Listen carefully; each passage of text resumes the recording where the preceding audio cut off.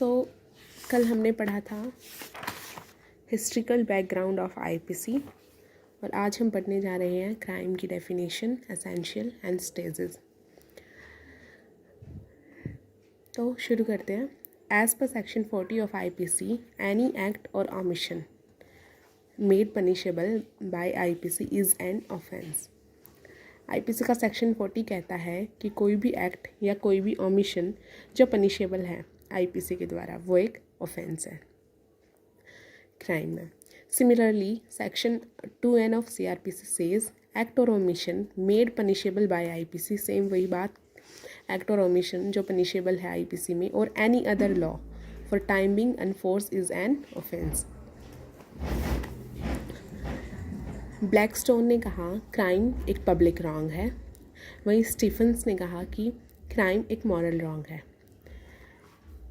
इसके बाद Kenny says that crime is a punishable at and is no way remissible by any and private person and is remissible by the sovereign if remissible at all, यानी कि private person के द्वारा वो रिमिसिबल नहीं है, अगर सोवरेन चाहे तो वो रिमिसिबल हो सकता है। तो ये डेफिनेशन जो थी वो परमिसिबल नहीं हुई, करेक्ट नहीं हुई। वाई? बिकॉज हमारे पास एक्सेप्शन है। इसका एक्सेप्शन क्या है? प्रोविज़न प्ली बार्गेनिंग का जो सीआरपीसी में दिया हुआ है और कंपाउंडेबल ऑफेंस की लिस्ट जो आईपीसी में ही हमें दी हुई है। अब आगे है fundamental principle of crime. Fundamental principle क्या है? Any act is not a crime unless it is punishable as a crime by a particular law. जब तक कोई ऑफेंस, कोई क्राइम पनिशेबल नहीं है किसी पर्टिकुलर लॉ के द्वारा, वो क्राइम नहीं माना जाएगा। No person can be punished without the authority of law. कोई भी पर्सन बिना अथॉरिटी ऑफ लॉ के पनिश नहीं किया जाएगा। जैसे बोल देते हैं ना कि कानून हाथ में ले लिया, कानून हाथ में नहीं लेना चाहिए, तो ये वही बात कहता है कि बिना किसी अथॉरिटी ऑफ लॉ के हम किसी पर्सन को पनिश नहीं कर सकते। Act done before the enactment of law can't be punished after enactment of law, यानी कि कोई भी एक्ट जो लॉ के इनेक्ट होने से पहले हुआ है उसको लॉ के इनेक्ट होने के बाद पनिश नहीं किया जा सकता, यानी कि ये जो है एक प्रोस्पेक्टिव इफेक्ट डालता है। नेक्स्ट है fundamental elements of a crime. कौन कौन से एलिमेंट्स है? टोटल 4 एलिमेंट्स हैं। First human being, second guilty intention यानी मैंस्ट्रिया, थर्ड है एक्ट या ओमिशन जिसको एक्टस फिनिस बोलते हैं, फोर्थ है हार्म या इंजरी। ये वर्ल्ड फाउंडर कमेटी के द्वारा ये 4 फंडामेंटल राइट्स क्राइम्स के बताए गए थे। फर्स्ट है ह्यूमन बीइंग। ह्यूमन बीइंग में कौन आते हैं? सभी मैन, सभी women as per section 10 of IPC, and non living things और animal. Living things, non living things और एनिमल इसमें इंक्लूड नहीं होते, सिर्फ मैन और वुमेन इसमें ह्यूमन बीइंग में इंक्लूड होते हैं। नॉट इंक्लूडिंग इन्फेंट और इंसेन पर्सन। कोई भी जो इन्फेंट है या इंसेन पर्सन है वो भी इसमें इंक्लूड नहीं होगा, क्योंकि उनके लिए जनरल एक्सेप्शन के थ्रू कुछ एक्सेप्शंस मिले हैं उनको, एग्जाम्पशन मिले हैं उनको। Human being must be under a legal obligation to obey the law. जो ह्यूमन बीइंग है वो एक लीगल ऑब्लिगेशन होनी चाहिए उनके ऊपर कि वो लॉ को ओबे करे उसका। For example bigamy is a crime but not applicable for Muslim. जैसे कि हम देखते हैं कि बाइगैमी वैसे तो क्राइम है लेकिन वो मुस्लिम्स पे एप्लीकेबल नहीं है।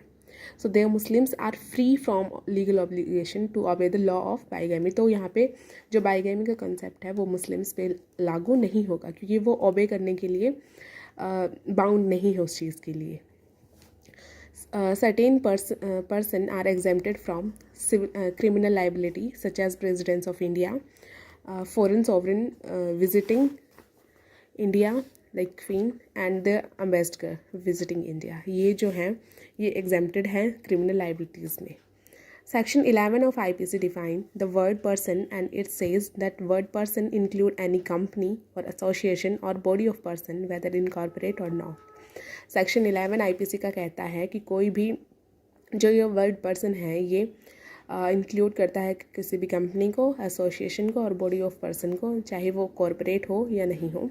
पर्सन इंक्लूड आर्टिफिशियली और judicial persons. If A company commit a crime when it's have legal liabilities. इसमें एक केस था मैसर सिंडिकेट ट्रांसफर प्राइवेट लिमिटेड 1965 का केस।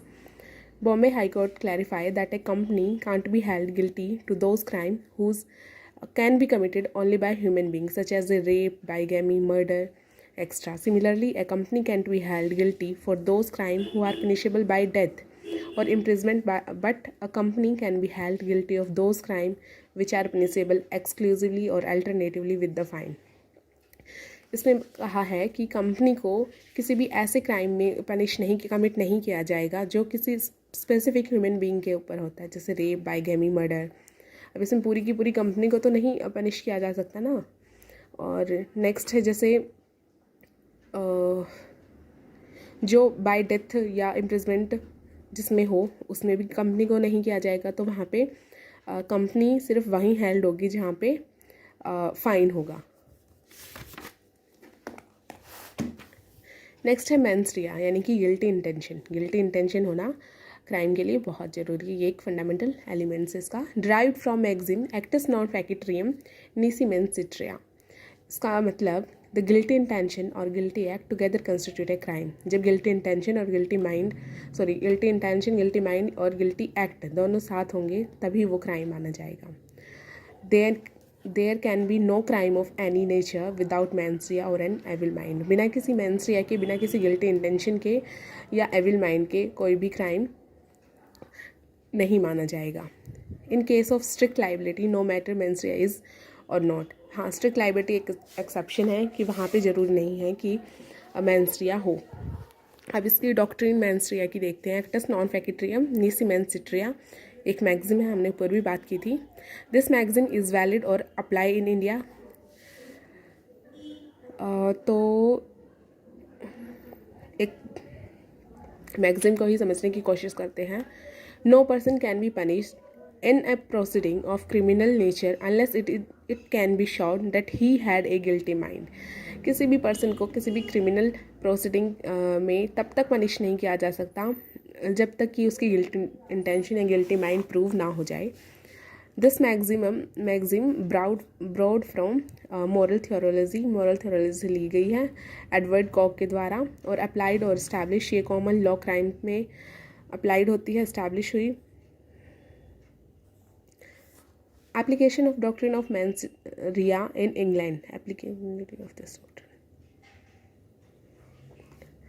केस देखते हैं. आर वर्सेस प्रिंस का केस है. इसमें इसके फैक्ट क्या थे. The defendant was convict of taking an unmarried child under 16 years of age out of the possession and against the will of her father.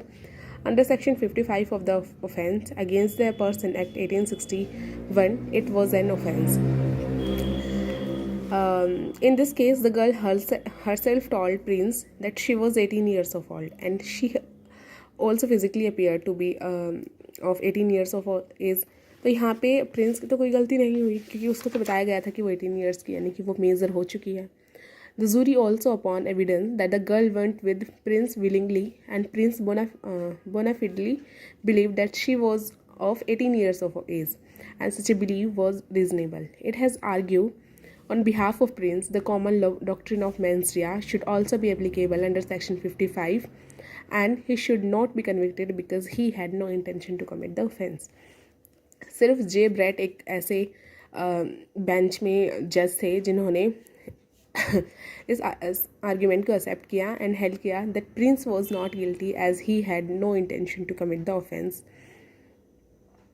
वहीं Blackburn जेन ने एक डिस्टिंक्शन यहाँ पे महिम से और महिम प्रोहिबिशन में दे दिया. इन्होंने कहा कि legal as well as moral wrong, मतलब जो लीगल तो रॉन्ग हो ही हो, साथ में मॉरल भी रॉन्ग हो, यानी कि एंड सेकेंड है ओनली लीगल रॉन्ग. सिर्फ लीगल अगर कुछ गलत हो तो वहाँ पे मेंस रिया माना जाएगा. इसमें इन्होंने कहा कि ज़रूरी नहीं है कि वो लीगली ही रॉन्ग होना चाहिए. अगर वो मॉरली भी रॉन्ग है तो भी वो मेंस रिया ही माना जाएगा.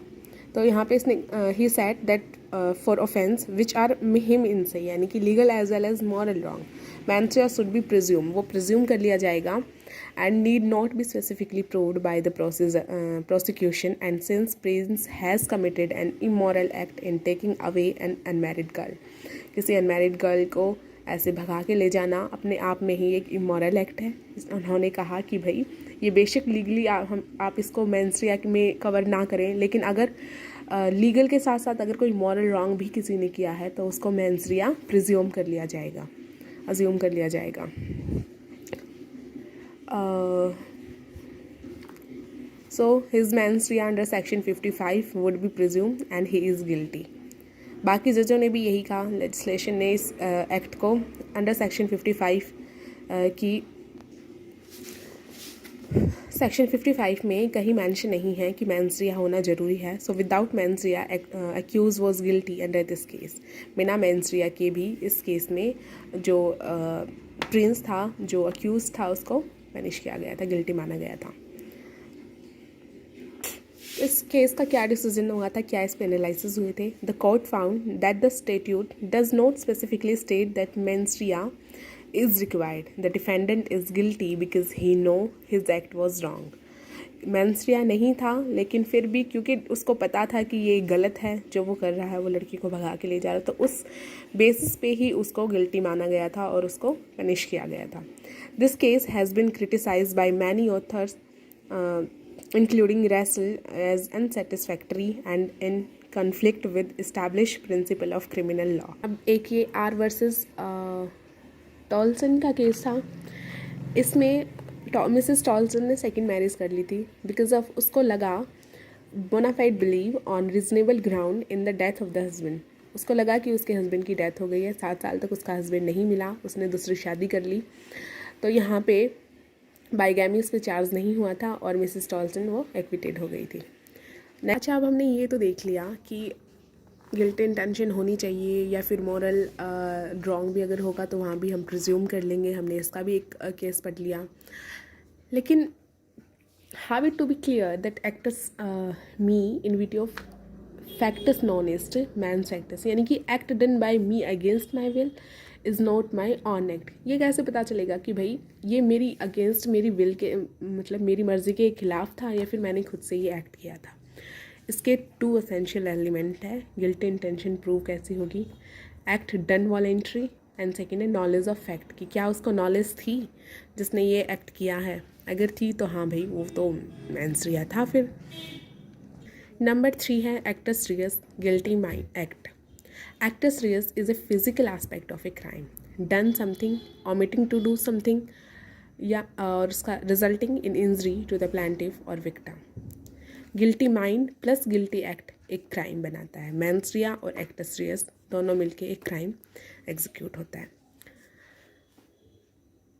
तो माइंड में आया और वो एक्ट कर दिया तो क्राइम हो गया। तो एक फिजिकल एस्पेक्ट है ये क्राइम का, एक्टस रियस। नंबर 4 है इंजरी और harm. For a particular crime to take place it necessary for the injury to occur. Guilty mind, guilty act और इंजरी। अगर इंजरी नहीं है, does not occur, then that crime is not considered as committed.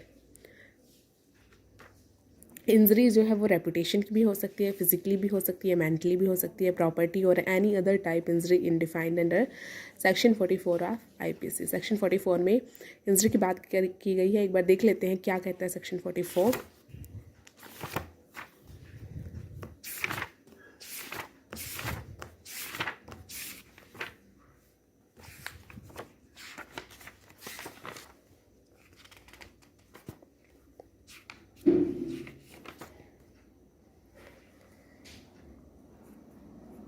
denote any harm whatever illegally caused to any person, body, mind, reputation or property।